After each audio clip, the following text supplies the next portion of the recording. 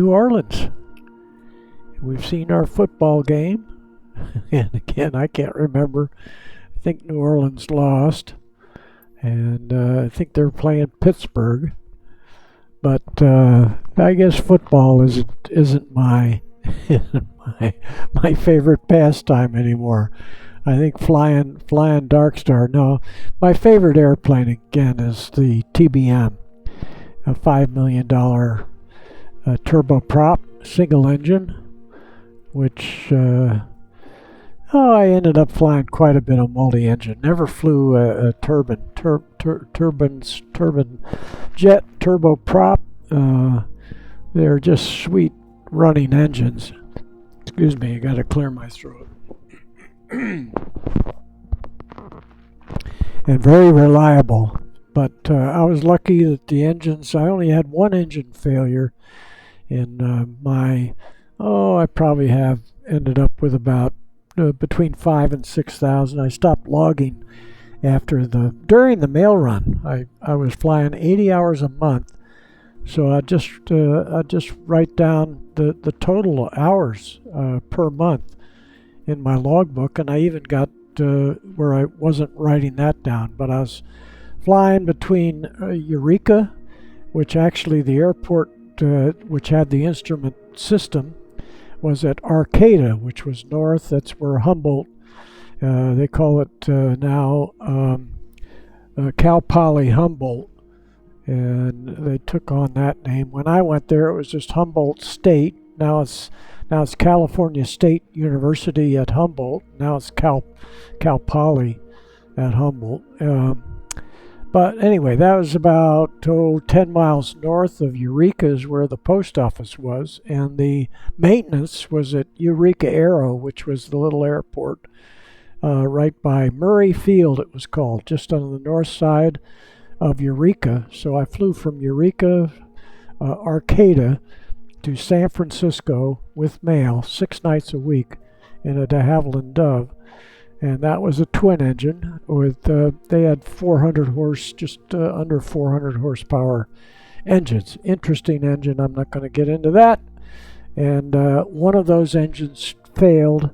I was climbing out, I was probably at about 6,000 feet, and all it was is that, and I won't get into why the engine ended up, the piston cracked and it spit one of the plugs. Each cylinder has 2 spark plugs, you probably know that. For a backup ignition system. If one system fails, you got a backup. So reciprocating engines normally have two ignition systems, 2 magnetos, 2 spark plugs per cylinder. So when the front cylinder cracked, it was an inline 6, so that front cylinder cracked, and when it cracked, where that cracked went right where the spark plug was, and that spark plug spit out as I'm climbing out at 6,000 feet, and it makes a loud noise. The other spark plug still exploding the gas and the piston at the top of the stroke, and that would make a big bang. And that was the right engine. There was no question about which engine had failed. I could hear the noise over there. Don't have to get into all that. It was all downhill, and I feathered the engine because I didn't know what was going on, whether that engine was going to freeze up or whatever, which would be a big problem. So I feathered the engine, shut it down, landed on one engine. That's the only time I landed a twin-engine airplane on one engine, and so I had very few engine failures. But turbine is a more reliable engine. Probably the guys that build reciprocating engines would argue with that, but that's my belief. Anyway, we are flying in Darkstar, and it's not my favorite, but it gets across this distance. It says 9 minutes. I'm starting at altitude. It says 80,000 feet here. It's actually going to be at 100,000 once it gets fired up. So here we go, and we're going to the Beechcraft. Wichita is where the next NASCAR race is, and none of these sporting events do I watch the entire event anymore. I'm getting long in the tooth. I'm not flying real airplanes anymore, but I'm having more fun with this simulator, and I can't wait for the new Microsoft Simulator update, which is the resolution is supposed to be improved. We'll have a few more airplanes, but I'm happy with the airplanes I have. I always like the upgraded resolution. Sometimes they call it handcrafting. So I'm looking forward to seeing how that's going to look. But I think, this is entertainment for me. So I've never flown from New Orleans to Wichita. Wichita is where, and I'll get into that as I go. Let's click this. I've digressed and rambled long enough. And this is a 4-engine airplane. It looks kind of like the cockpit has kind of a crown, and I would say that's a 747 climbing out. I'm not into airliners. Here is starting from altitude from 100,000. You see it's at 100,500 feet, and right here on our altitude, and our speed is 3.0, so we're right at and then we got to click this, and we click stop right away. Here is our hold, active pause. So we're standing still, and 2.98, and again now it's up to 100, well, it dropped down slightly. You can see the instantaneous readout of whether you're going up or down. This shows rate of descent is down, and we're heading down at maybe 20 feet a minute at this point.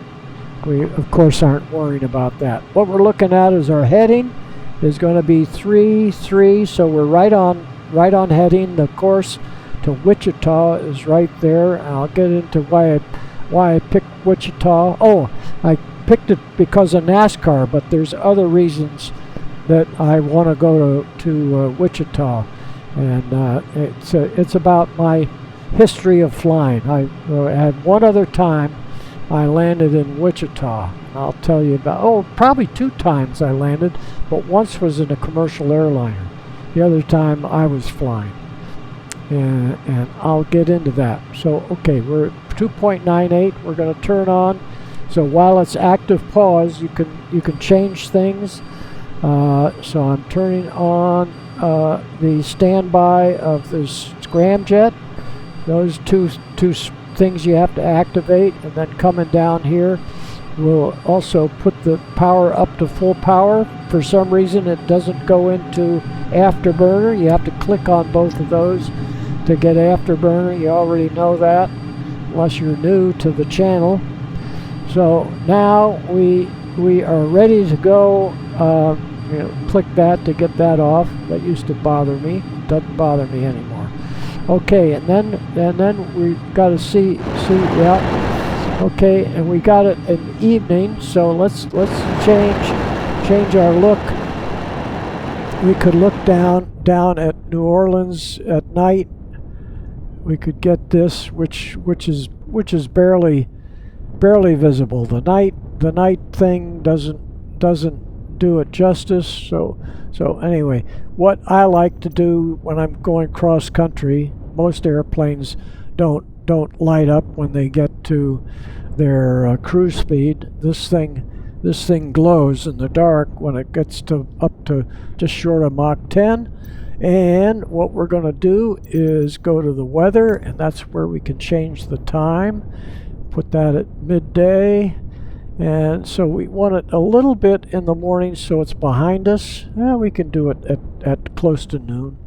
The sun shouldn't be in our eyes there, and that gives us the best resolution on the ground.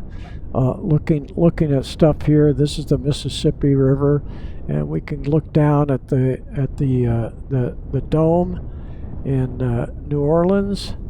Let's see here. Let's get it right down here at 100,000 feet.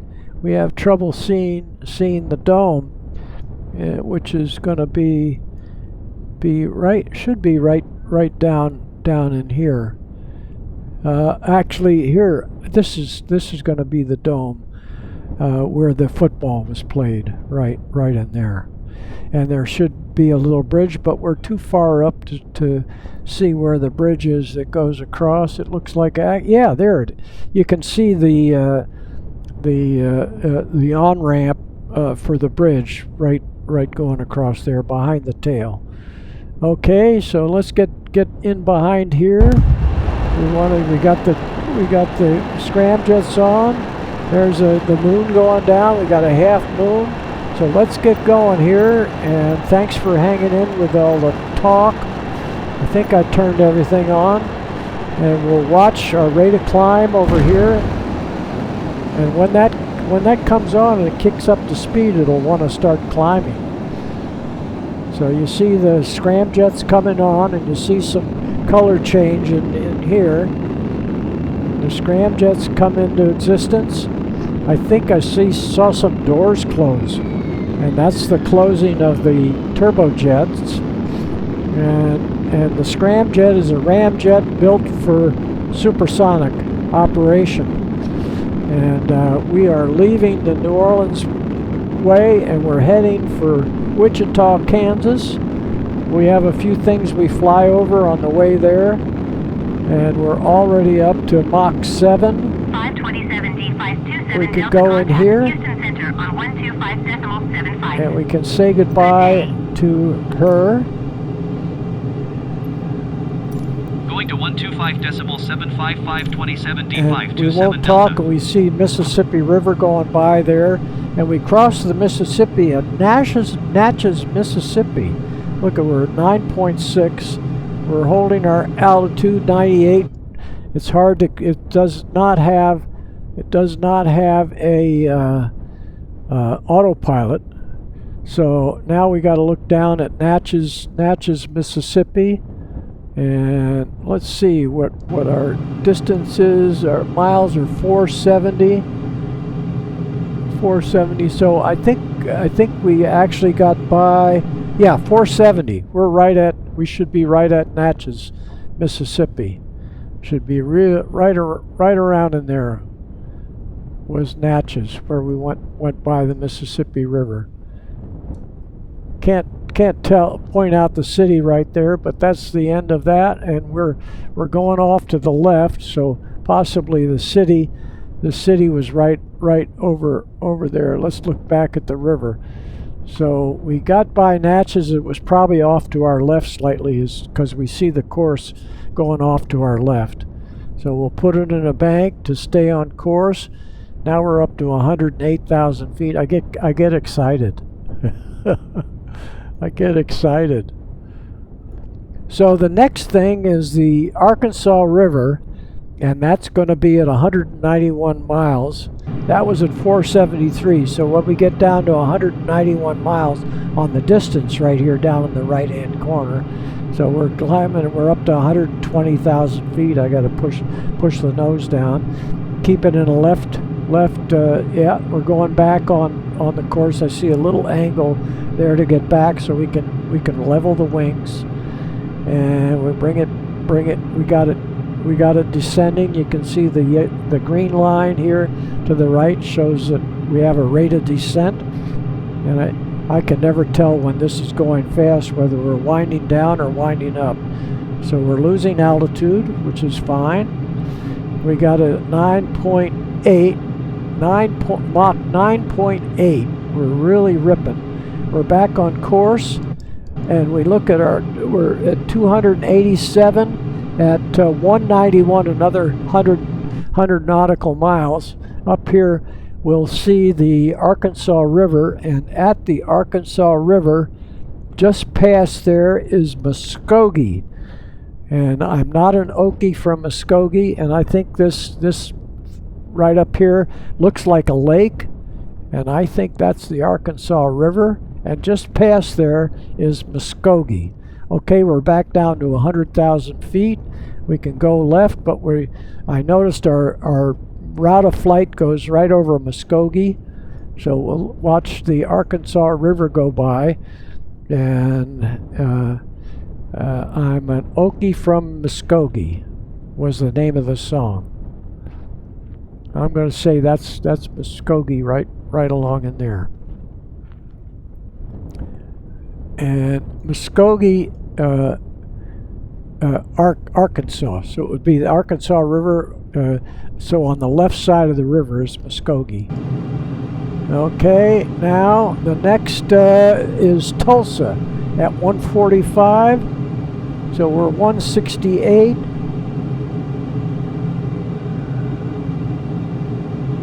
So it may be Muskogee right here. This may be Muskogee right there. I may have had that wrong. Muskogee was at 153. So we are at 135 now. So possibly that was Muskogee that we went over right there. Maybe is Muskogee. Okay, now everything happens so fast in this, but I'm trying to keep things. So we're at 109 nautical miles. At Tulsa, we went by Tulsa. Let's look over at Tulsa. So Tulsa would be back right there. Is on the left. And now we go back to the tail and we start looking for where we're going. So I shut the engines down. The scramjets are still on. They should. Oh, I've got to shut them down right here.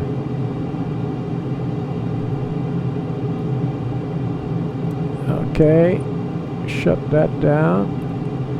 So we're gonna miss. So we need to bring out our air brakes, and we're looking. Oh, it's off to the right a little bit. Let's see what our distance is. 55 nautical miles. And we're going to see Wichita here shortly. So this probably is Wichita right there up ahead. They've got several airports. Wichita is the home of Cessna aircraft. It's the home of Beech aircraft. And they've got 3 airports there. We probably are going to land at the Air Force Base. We might land at Beech. Beech has their own airport. Cessna is on the main international airport is on the left of town. So let's see what our miles are now. 34, 35, we're at 58,000 feet. We're coming down. And I believe this is Wichita right in front of us.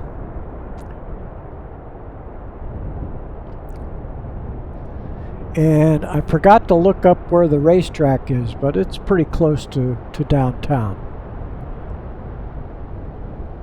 Now, my excitement here is Beechcraft, Cessna. I actually interviewed, after I did the mail run, I interviewed Cessna to work for them. I ended up working for Piper. Cessna, I think, was going to send me to Australia. And we getting our speed down. We're down to Mach 1. And what's our distance here?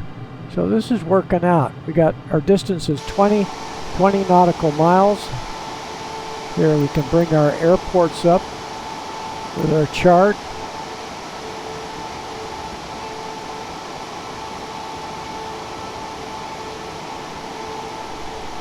So this is going to be Beech aircraft is where we're heading. That's the northeast side of town. Here's the Air Force Base, and Cessna has facilities on the main airport. I forget where I had my interview, but it also is right on the north side of Cessna Aircraft Field, Wichita, Kansas. So it's right there. Possibly that Air Force Base now belongs to Cessna. So we can take the air brake off. We're down to Mach 5. We're down to, we don't want to get under 200 miles, 17,000 feet. That's a nice altitude in this bird. And we'll see if we see the Air Force Base. I think I see Beechcraft here. Let's get the airport on here again.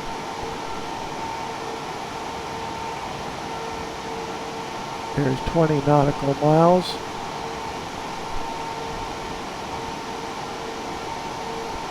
And we'll start bringing up a little power.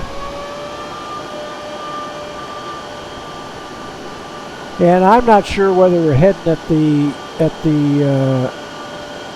I can figure out whether we're heading at the wrong field. So we want to go over beach aircraft because let me get the nose.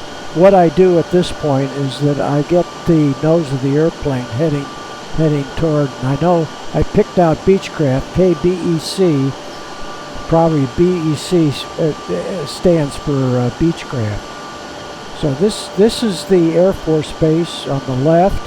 The main terminal is over on the other side of town, over on that side. Over there, the main terminal, the international airport, which is probably where I landed when I went east. And here I think I see Beachfield right here in front of us. We're heading at it. Looks like we're aiming at it on the chart, and it looks like we see it right there.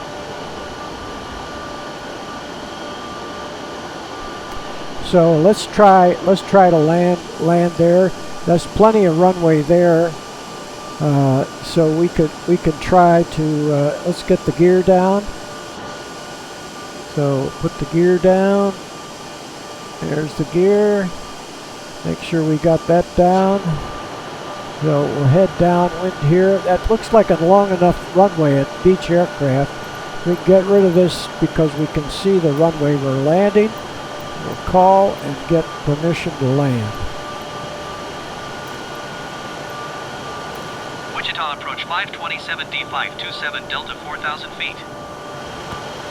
527D527 Delta Wichita, approach altimeter 29.902, radar contact to continue. Now we can get over to nearest airport. And Beach Factory. And Beach Tower. And full stop landing. Beach Tower 527D527 Delta 3 miles east, 4,100 feet to land. Okay, and it's back right Tower. back there. Altimeter 29.902, wind calm, enter left base runway 19er.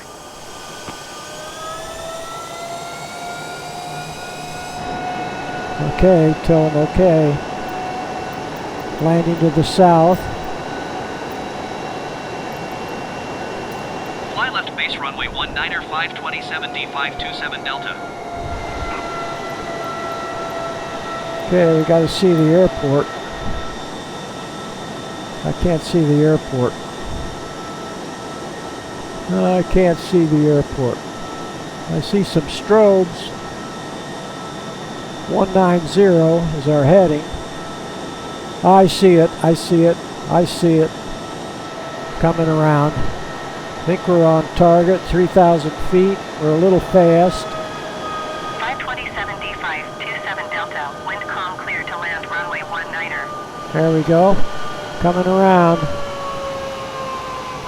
Okay, cleared to land.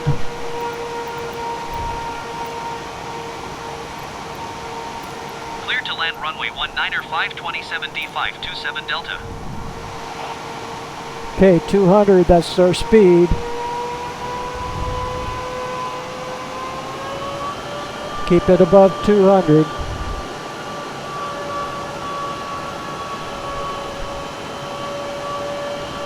I found out why it porpoised on me the last time.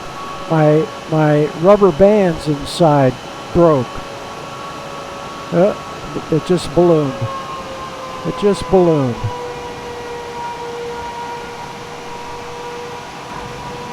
It just ballooned. See if it balloons on me.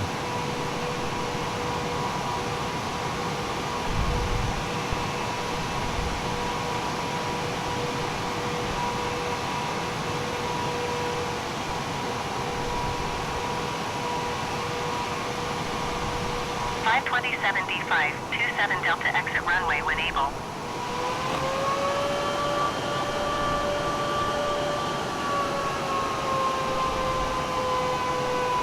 Okay, so we should see Beechcrafts on the ground here.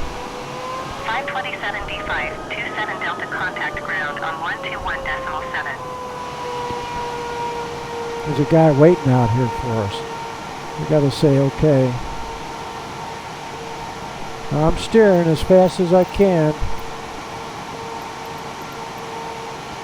121.7527 D5 27 Delta. Goodbye.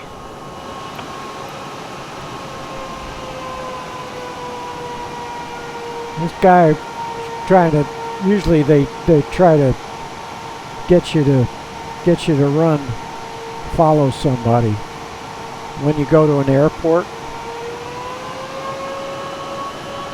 But we aren't gonna, we'll go.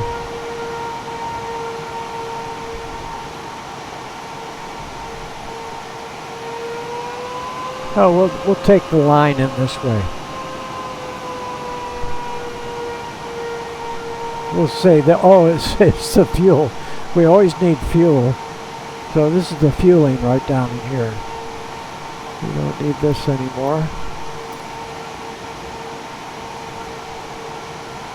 They'll have to drag us out of here.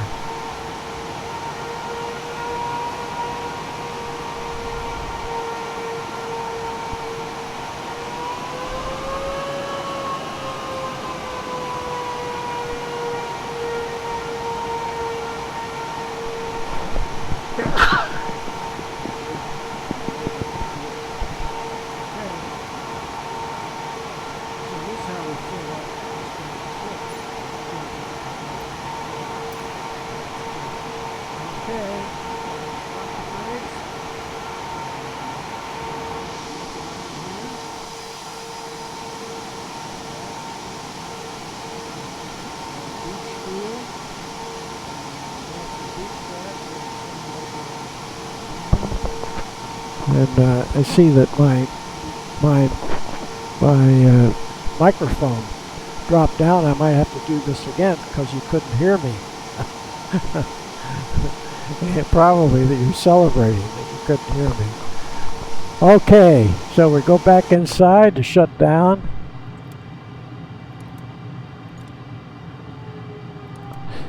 Here we go.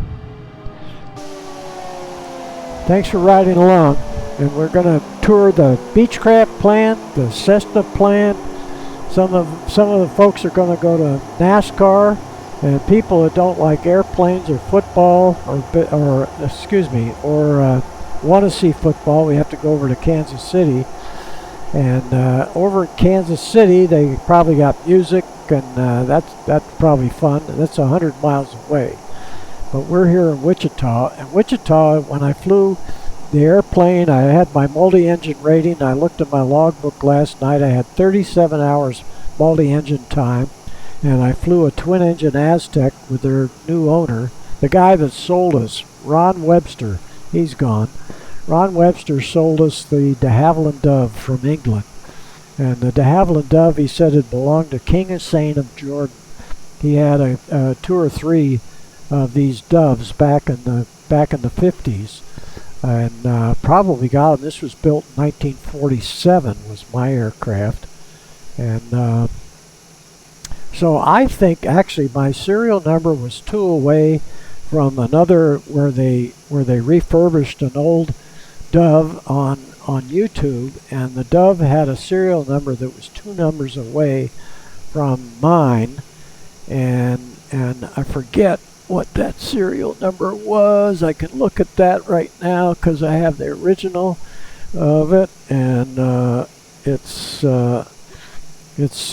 designation when it first came, the tail number was 13114, N13114, and a serial number was 04092, and I should have written down here what the other serial number was of the aircraft that I saw, but it was maybe 04094, something like that. It was like 2 numbers away from my serial number. So the airplane I flew apparently was flown by King Hussein of Jordan.